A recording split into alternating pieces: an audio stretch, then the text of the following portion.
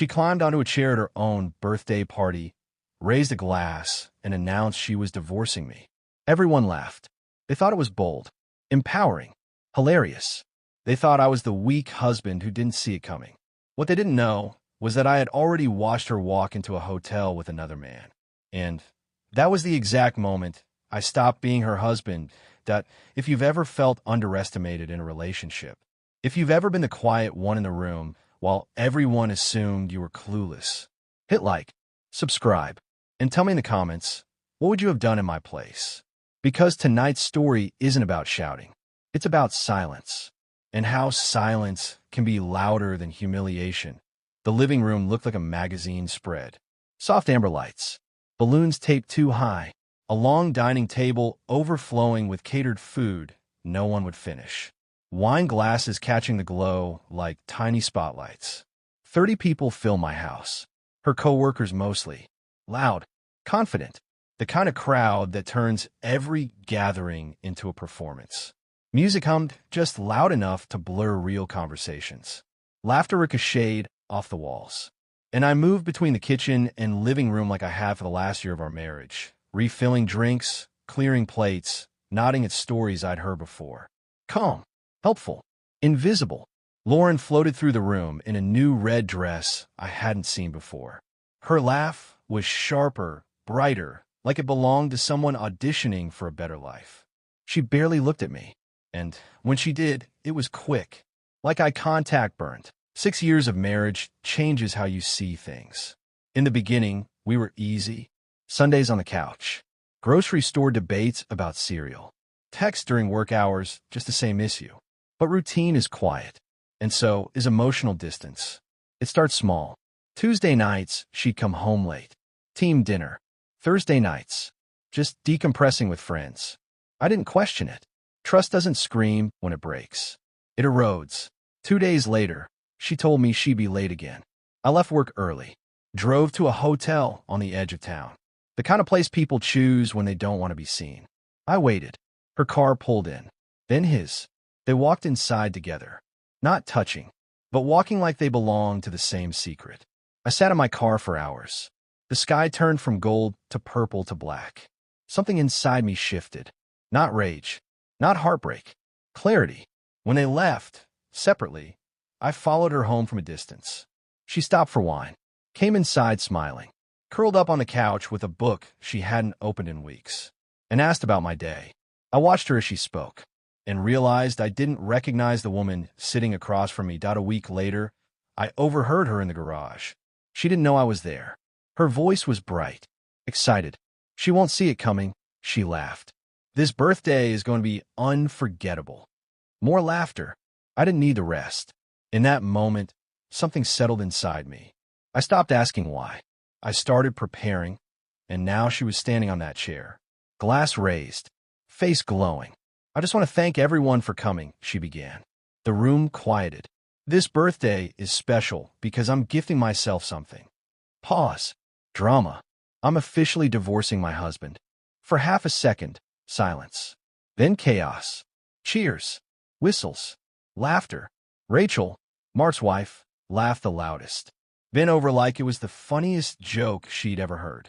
Lauren looked at me, waiting. For anger. For humiliation. For a scene. I gave her nothing. I looked at Rachel, and I asked calmly, "Why is that funny?" The laughter thinned. "What?" Rachel smiled awkwardly. "Why are you laughing like my marriage ending is entertainment?" Silence crept across the room. Lauren climbed down quickly. "Let's not make this weird," she said through clenched teeth. But already was. I took my phone from my pocket. Not aggressively, just steady. "Rachel," I said softly, "how long have you known my wife was unhappy?" Her smile faded. "What are you talking about?" 5 months, I replied. "That's how long she's been seeing someone else." Mark went pale. Lauren stepped forward. "He's twisting this." I unlocked my phone, held it out. Photos, dates, hotel timestamps. Rachel's hands trembled as she scrolled. Her breathing changed. Slow, controlled, devastated. "For what?" she whispered without looking up. Lauren had no answer. Mark tried. "I can explain." "Later," Rachel said coldly. She handed me my phone back, then looked at Lauren. You laughed in my face. The room emptied quickly after that. Coats grabbed, eyes down.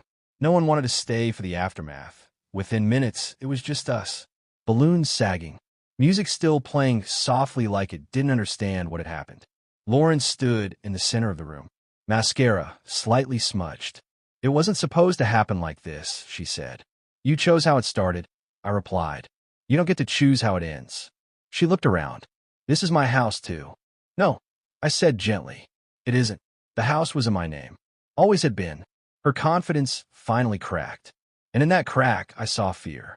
Not because she lost me, but because she lost control that I grabbed my jacket. Opened the door. Cool night, air hit my face. Clean. Honest. Behind me, she called my name once. I didn't turn around. I didn't slam the door. I just walked up one morning. My phone was flooded. Mutual friends. Co-workers. Even a message from Rachel. Thank you. Mark moved out that weekend. Lauren called me 32 times. Left voicemails that shifted from anger to pleading to regret. But regret is loud only when consequences are real. I didn't respond because silence had already said everything. Here's what people don't understand. I didn't win. There were no fireworks. No dramatic courtroom speeches. Just paperwork. Quiet mornings alone. Coffee in a kitchen that finally felt peaceful. But I kept something. My dignity. She tried to turn me into the weak husband in a story she controlled. Instead, she exposed herself. Not because I shouted, but because I waited. Because truth doesn't need volume. It just needs timing. Marriage isn't about grand gestures. It's about respect. When someone humiliates you publicly, it's rarely spontaneous. It's rehearsed. And when someone laughs at your pain, it tells you everything about who they are. People confuse calm with weakness. They mistake patience for ignorance. But sometimes the quietest person in the room is simply collecting facts. And sometimes the strongest move you can make is walking away without begging to be chosen. If this story hit close to home, if you've ever been underestimated, dismissed, or humiliated in a relationship, hit that like button. Subscribe for more real husband-wife debate stories. And tell me in the comments, what would you have done in my place? Would you have exposed the truth that night? Or would you have walked away without saying a word? I'll see you in the next story.